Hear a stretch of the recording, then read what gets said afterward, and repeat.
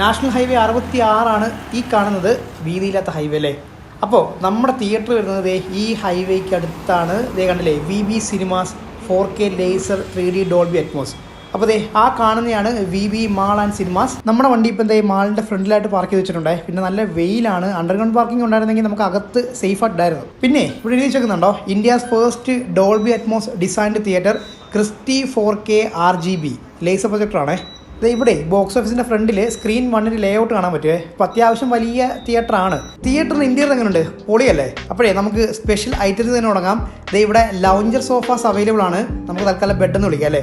അപ്പോഴേ ഇതൊരു 14 എണ്ണം ഈ തിയേറ്ററിൻ്റെ ഏറ്റവും മുൻപിലായിട്ടുണ്ട്. അപ്പോൾ ഇതിൻ്റെ ഒരു ക്വാളിറ്റിയൊക്കെ കണ്ടല്ലോ.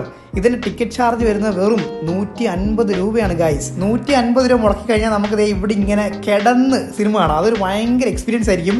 പിന്നെ ഇതിൻ്റെ ഒരു ക്വാളിറ്റിയും അതിൻ്റെ ഒരു കംഫർട്ടൊക്കെ കണ്ടല്ലോ. അപ്പോൾ ആ ഒരു സീറ്റ് അറേഞ്ച് ചെയ്തേക്കുന്ന ഒരു രീതി ഉണ്ടോ, ഭയങ്കര രസമുണ്ട്. ഇവിടെ ഇങ്ങനെ കാണാനായിട്ട്, നേരിട്ട് കാണാനേ നല്ല രസമാണ്. പിന്നെ നമ്മുടെ സ്ക്രീനും സീറ്റുമായിട്ടുള്ള ഒരു ഡിസ്റ്റൻസ് എന്ന് പറഞ്ഞാൽ ഇത്രയുണ്ട്.